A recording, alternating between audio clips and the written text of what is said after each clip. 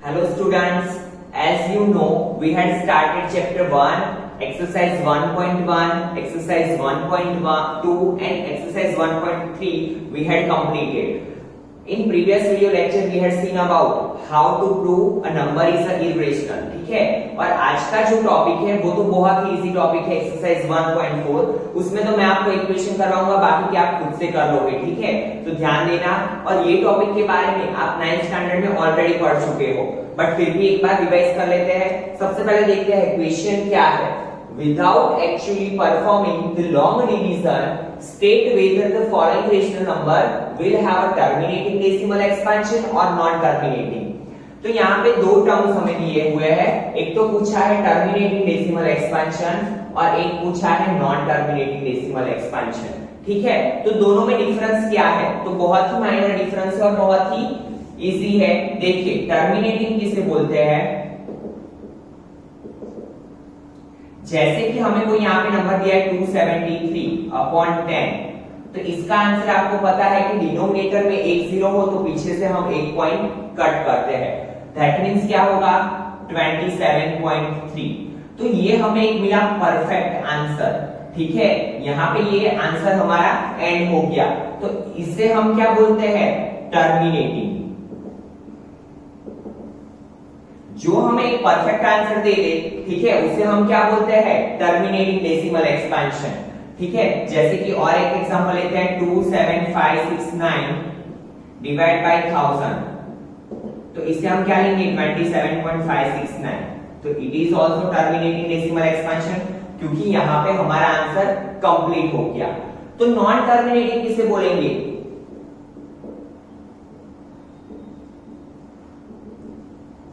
तो जैसे कि हमारा आंसर है 2.723 डॉट डॉट डॉट ऐसे चलता ही जा रहा है, ठीक है। जिसके एंड पॉइंट के बारे में हम नहीं बोल सकते कि कहां पे ये पॉइंट अटकने वाला है, तो इसे क्या बोलेंगे हम non terminating decimal expansion.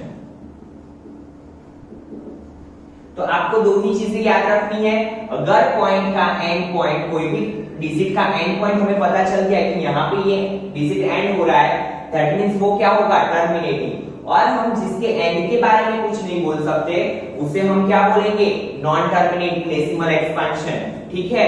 Now हमें क्या करना है, डिवीजन नहीं करना है, बिना डिवीजन के बोलना है, ठीक है। तो ये तो बहुत ही इजी मेथड है, डिवीजन करने में तो चलो कभी भी प्रॉब्लम भी आ सकता है, बट विदाउट डिवीजन जो करना है वो तो बहुत ही इजी मेथड है। देखिए कैसे, तो कोई भी क्वेश्चन है, जैसे कि यहाँ पे है 273, उसके डिनोमिनेटर में हमें कुछ भी डिजिट नहीं दिया हुआ है, बट कोई भी रेशनल नंबर के डिनोमिनेटर का फॉर्म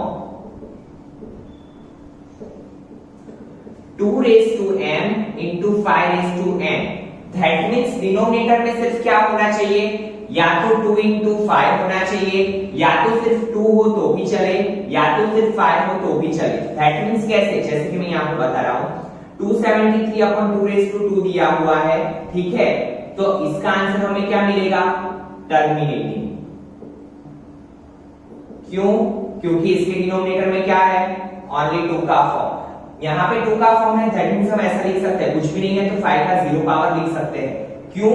क्योंकि आपको पता है कि कोई भी डिजिट का 0 पावर दैट मींस क्या होता है 1, दैट मींस ये 2m 5n फॉर्म में आ गया, ठीक है।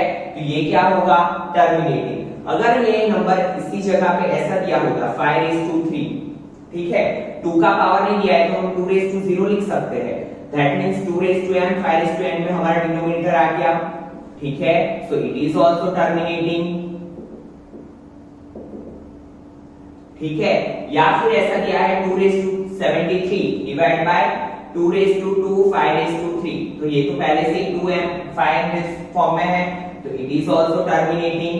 तो नॉन टर्मिनेटिंग कब होगा, तो देखिए जैसे कि यहाँ पे दिया है 273, 2 × 7, 2 का 2 और 7 दिया हुआ है, तो 2 तो है बट 2 के पास में क्या है 7, तो ये नहीं चलेगा, ठीक है। 2 और 5 के अलावा कोई भी डिजिट अगर हमारे पास डिनोमिनेटर में है तो ये नंबर क्या हो जाएगा नॉन टर्मिनेटिंग। पता चला, अगर हमारा क्वेश्चन इस हिसाब से होता 273 डिवाइड बाय 2 5 7, यहाँ पे 2 एंड 5 दोनों है, बट उनके साथ क्या है 7, that means it is non terminating. तो एक ही चीज आपको याद रखनी है, अगर डिनोमिनेटर का फॉर्म 2 और 5 के अलावा कुछ भी आता है तो दैट मीन्स वो नंबर क्या है, विदाउट देखे हमें क्या लिख देना है, the given number is non terminating. ठीक है, now C exercise 1.4 question number 1।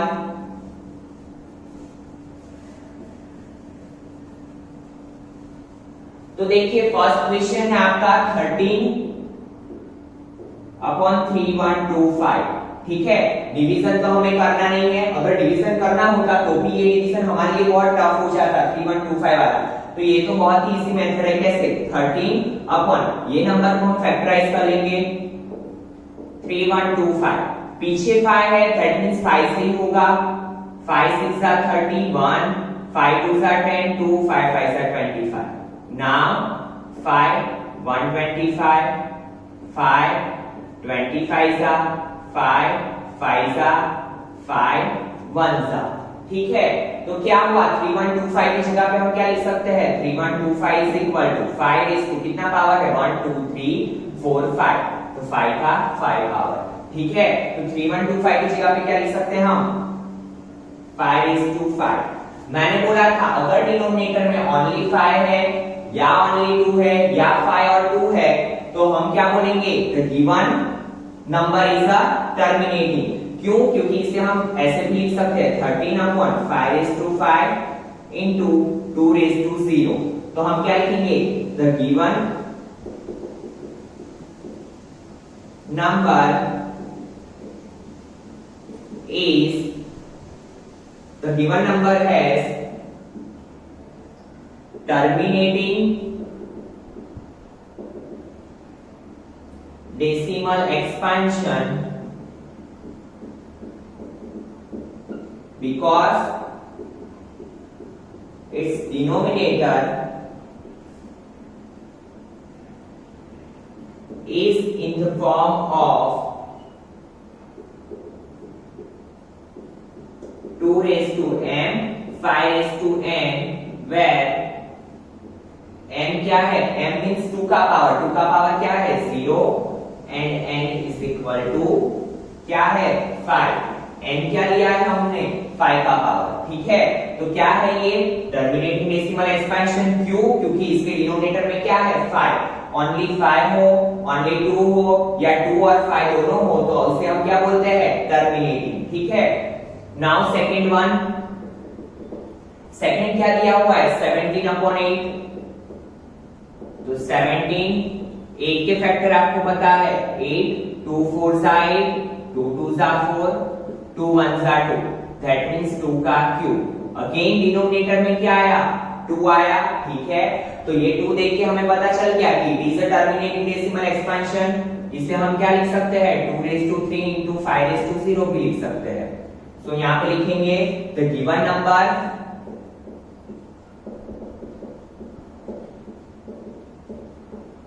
has terminating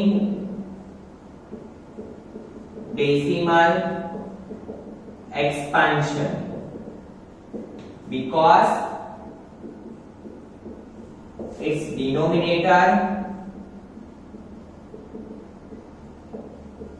is in the form of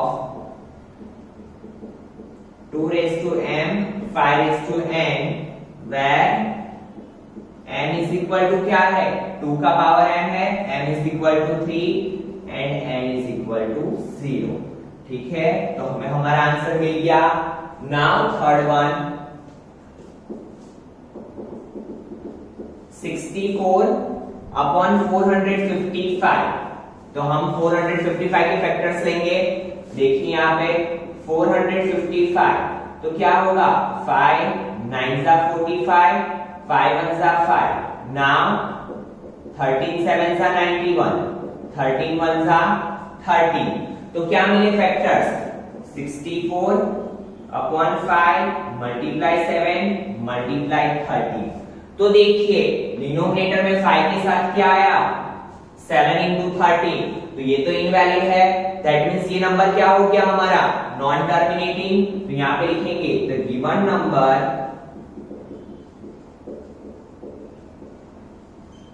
has non terminating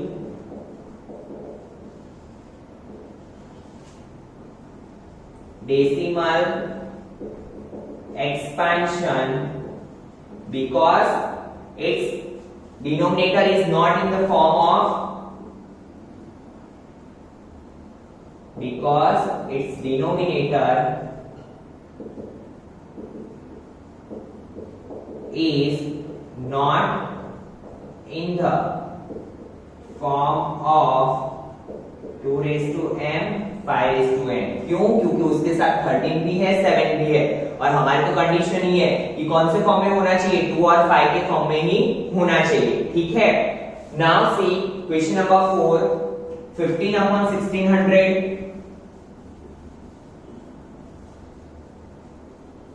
तो यहां पे हम लिखते जाएंगे, इसको आगे भी यूज करना है इसलिए t t n। Now 15 upon 1600 तो देखिए फोर्थ नंबर, तो सबसे पहले क्या करना पड़ेगा हमें 1600 के फैक्टर। बट देखिए ये डिविजिबल है किससे 5 3 सा 15, ये भी 5 से डिविजिबल है 5 3 सा 15 1 5 2 सा 10 0। तो 5 5 कट, तो आंसर क्या है 3/320।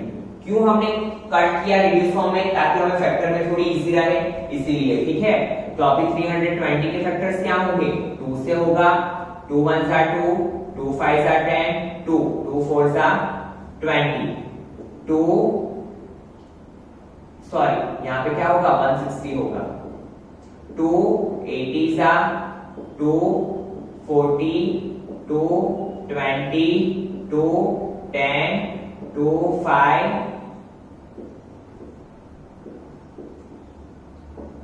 2 5 5 1। दैट मींस 320 को हम कौन से फॉर्म में लिख सकते हैं 3/2 के ऊपर कितना पावर होगा 1 2 3 4 5 6। तो 2 raised to 6 multiply 5। तो yes our denominator is in the form of 2 raised to m 5 raised to n। that means the given number has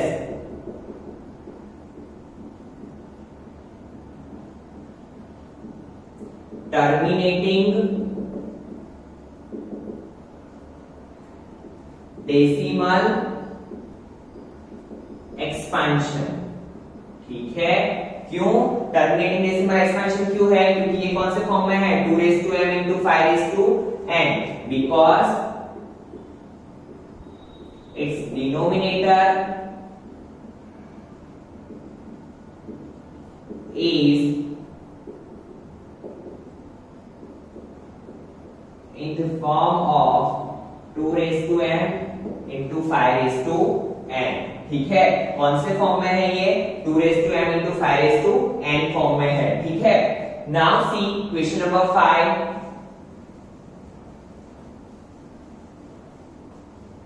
question number 5 में हमें दिया है 29 upon 343। यहां पे लिख लो टर्मिनेटिंग 343। अगर आपको क्यूब आते हो तो आपको पता होगा कि 343 किसका क्यूब है 7 का क्यूब। तो ये तो हमें ये देखिए डिनोमिनेटर देखिए पता चल गया कि the given number is a क्या है नॉन टर्मिनेटिंग। ठीक है, नाम आपको लिखना तो आता ही है। क्यों नॉन टर्मिनेटिंग है? क्योंकि इसका डिनोमिनेटर कौन से फॉर्म में नहीं है 2 raised to m into 5 raised to n। Now sixth number, sixth क्या है 23 अपॉन 2 का 3 पावर 5 का 2 पावर। तो देखिए यहां पे हमारा डिनोमिनेटर कौन से फॉर्म में है 2 into 5 फॉर्म में। तो yes it is a terminating decimal expansion. ठीक है, तो हमें इसका आंसर क्या मिला टर्मिनेटिंग डेसिमल एक्सपेंशन। और क्या लिखोगे because it's denominator is in the form of 2 raised to m into 5 raised to n where m is equal to 3 n is equal to 2। now see 7 number 129 upon 2 raised to 2 5 raised to 7 7 raised to 5। तो यहाँ पे तो ये 7 देख के हमें पता चल गया कि ये क्या है नॉन टर्मिनेटिंग, क्योंकि डिनोमिनेटर में क्या नहीं होना चाहिए, 2 और 5 के अलावा कोई भी डिजिट नहीं होना चाहिए, ठीक है।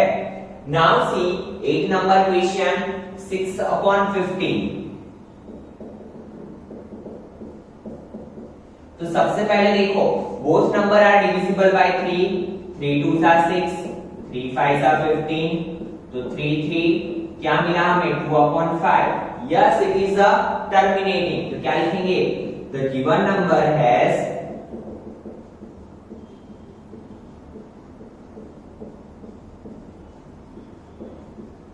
terminating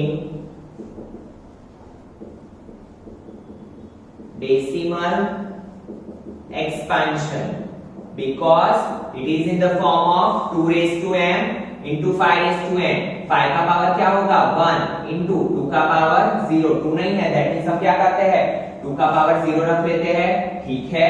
तो आपको पता चल गया होगा। नाउ सी 35/50, यहां पे लिख देंगे t। 5 7s are 35, 5 10s are 50, 5 तो 7/10, 10 को क्या लिखेंगे 5 to 2, तो yes it is also terminating decimal expansion because its denominator is in the form of 2 and 5, ठीक है। नाउ सी लास्ट क्वेश्चन, ये लास्ट क्वेश्चन आपको होमवर्क में करना है, ठीक है। आप खुद से करोगे, देखो बोथ आर डिविजिबल बाय 7, ठीक है। 11 7s are 7 और 7 मल्टीप्लाई 30, तो आपको ये खुद से करना है, ठीक है। Now we will see next question, question number 2। Now see student question number 2, write down the decimal expansion of those rational number in question 1 above which have terminating decimal expansion। जिसका आंसर टर्मिनेटिंग आया है उसका हमें क्या करना है, decimal expansion means उसे हमें डेसिमल में कन्वर्ट करना है, ठीक है। तो बहुत ही इजी है, देखो हमारे पास किस किस का आंसर टर्मिनेटिंग आया था, इसलिए मैंने यहाँ पे लिख के रखा था। तो देखो टर्मिनेटिंग में कन्वर्ट, डेसिमल में कन्वर्ट करना कितना आसान है ये मेथड से।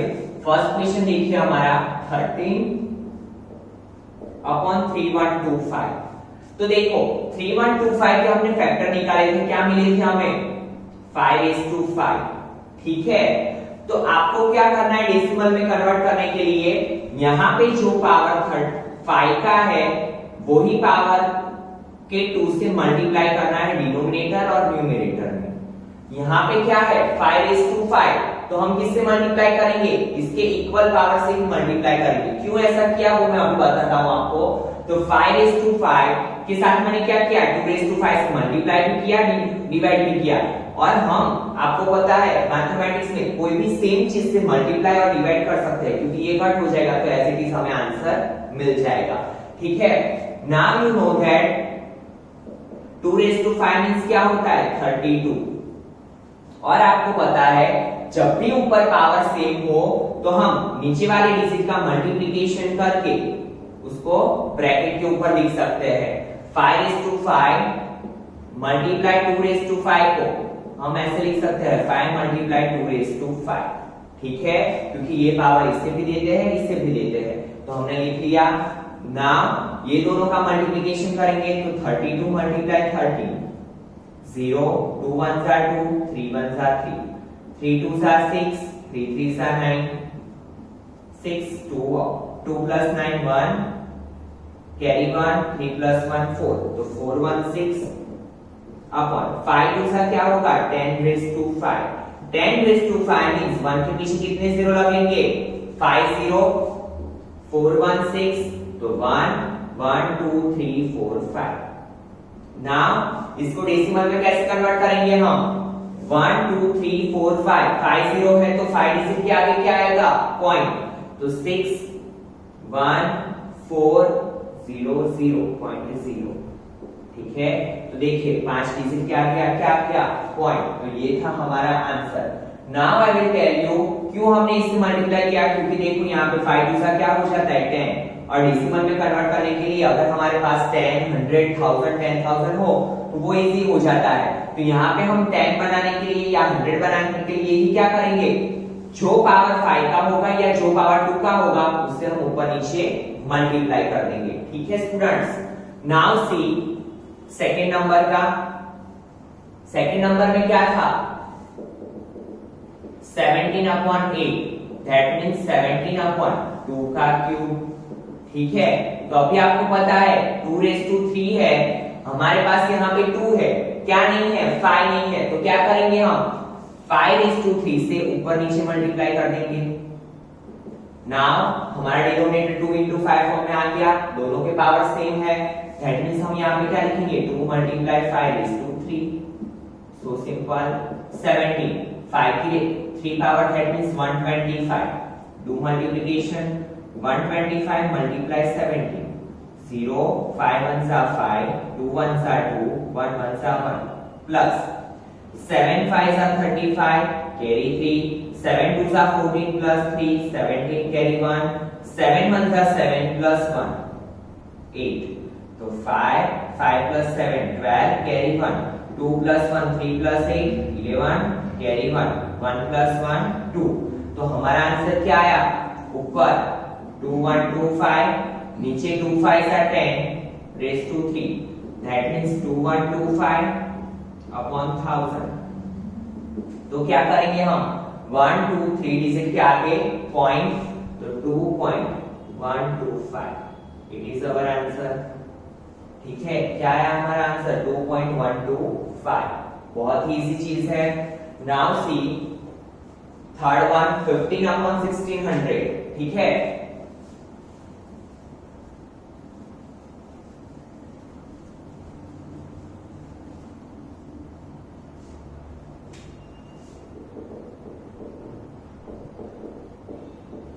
इसे हमने कन्वर्ट किया था 3 5 सा 15 क्या होगा 5 320। ठीक है, 5 3 सा 15 1 5 2 सा 10 320 5 5 कट था सो 3 अपॉन 320 320 के फैक्टर क्या होंगे देखिए 2 1 सा 2 1 2 5 सा 10 2 2 5 सा 2 4 सा सॉरी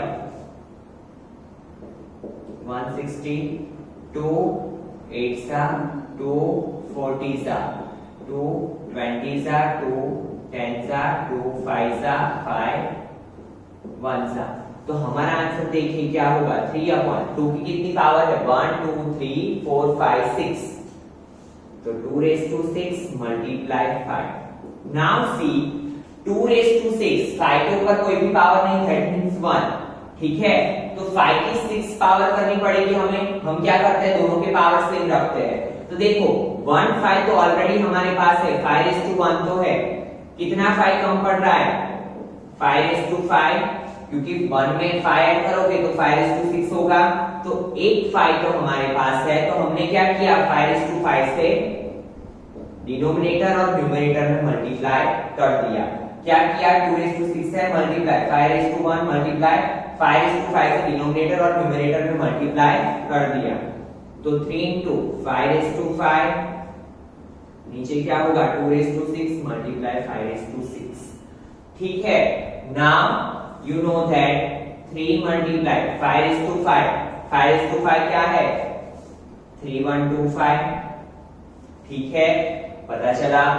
नाउ यहाँ पे क्या करेंगे 2 मल्टीप्लाई 5 का 6 पावर, देन क्या करना है आपको ये दोनों का मल्टीप्लिकेशन, तो सी 5 3 सा 15 कैरी 1 3 2 सा 6 प्लस 1 7 3 1 सा 3 3 3 सा 9 नीचे क्या होगा 1 के पीछे कितने जीरो पावर कितना है 6 तो 1 2 3 4 5 6 तो 1 2 3 के आगे कोमा 1 2 के आगे कोमा।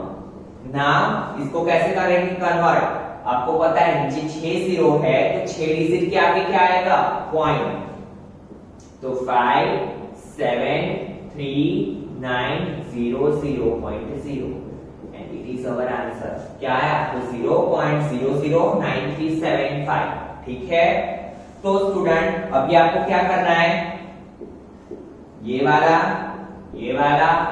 और ये वाला क्वेश्चन खुद से करना है। देखिए यहाँ पे तो ऑलरेडी हमारे पास क्या है 5 into 2 दोनों का 1 1 पावर, तो 7/10 डायरेक्टली आंसर क्या आ जाएगा हमारा 0.7। ठीक है, तो बचे कितने दो क्वेश्चन, तो ये आपको खुद से करने हैं। यहाँ पे भी मैं आपको एक्सप्लेन कर रहा हूँ 2 3 into 5 2 दैट मींस कितना कम पड़ रहा है ओनली 1 5, यहाँ पे करवा देता हूँ, देख लीजिए 23/2 का क्यूब 5 का स्क्वायर। ठीक है, तो आपको पता है कि हम क्या करते हैं, पावर मैच करते हैं। तो 23 2^3 5 का 3 पावर बनाने के लिए क्या करना पड़ेगा हमें, 5 से ऊपर नीचे मल्टीप्लाई, 5 3 15 कैरी 1, 5 2 10 प्लस 1 11/2 मल्टीप्लाई 5 का क्या हो जाएगा 3, तो 115 10^3 10^3 मींस पता है आपको 1 के पीछे कितने 0, 1 2 3 0, तो क्या हो जाएगा 0.115, इट इज आवर आंसर।